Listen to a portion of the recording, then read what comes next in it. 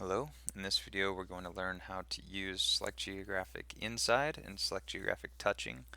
These are tools that we use all the time through our daily workflow, and it's important to know why there's two different versions of this Select Geographic touching basically, and why they're different, and what you might expect from that difference. So let's go through this example. Let's first make grid our selection layer, and I'm going to use EAB to find the grid that we need. Using the filter button, I already have this copied, but I'm just going to paste the grid ID that I'm trying to find right in here. I'm going to select that grid, see the filter, and I'm going to use select filter. Now I've got my G cell of 1. You can see it up in this corner, but I'm just going to use the zoom to chosen button here to go to it. And yeah, now we've got it. So let's go straight into select geographic touching. So select Alt S G T, and we want to I'm just going to hit the keyboard because it's highlighted on this layer to search field already. So R will take you to regen.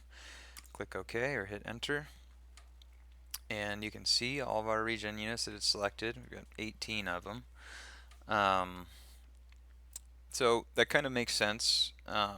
We have this grid here, and you can see any point where these regions are going to intersect that grid. Even, it's basically, as it sounds, it's a touching. So if the perimeter or the edge or the line of that grid intersects is the GIS term, that region boundary, it'll be selected. So with these, before you lose your selection, let's go edit geographic copy, Alt EGC, to a new layer, hit OK, and let's call this region point. So this is kind of a trick. If you change this layer type to point, it's going to copy the polygon to a point layer, and what that does is it uses the centroid of the region unit to make a new feature. So if we click OK,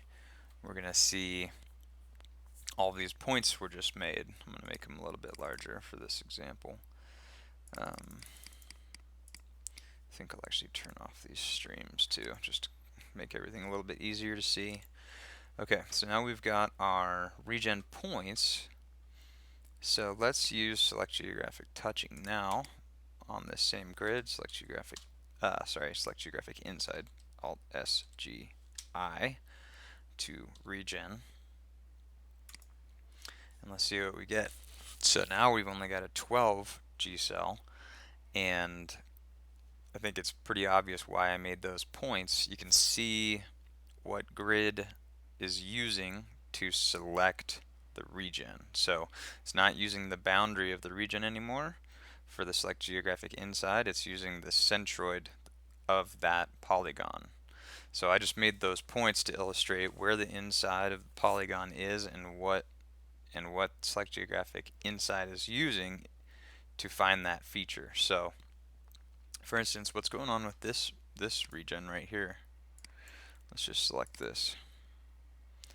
So here's a big ol' 3-part region feature, and it didn't get selected with our select geographic inside because it's a multi-part feature, and look where the centroid is.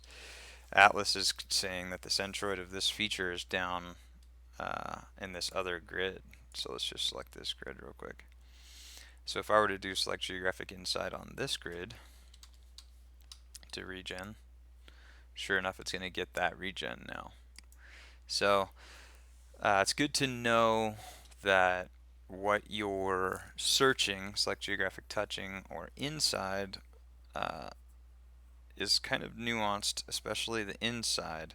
Select geographic touching, you're almost always going to get what you would expect, just an intersecting feature. If it's intersecting the two layers in question, you're going to get that result. But select geographic inside, being that it uses that centroid, you may end up in situations like this where you don't quite get what you expect. I mean, even on this northern regen unit, there's a good amount of it that's hanging over into this grid that we were using. So for it not to select that, you might have thought that it would, but you just do have to be aware that it might not always. I mean, it could be even further down here, or it could be just the shape of the regen unit.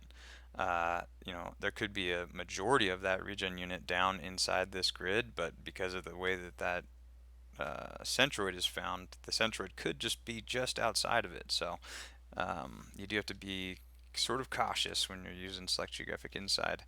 But that being said, almost a lot of the layers that we use, we don't have to really worry about this multi-part. For instance, land class, we always keep to single features. There's no multi-part features on land class. Point layers, you don't really have to worry about. They're always going to be single part features. So yeah, go ahead and maybe just use this other grid over here, do another Select Geographic Inside, run through those steps again using this ID, and just practice with Select Geographic Inside a little bit. And let's also Select Geographic Inside on some roads. Do these roads and then do Select Geographic touching on the roads, and you'll see the same point, the same illustration of it using the centroid of the road, which is a little bit different thinking. So, alrighty, thanks.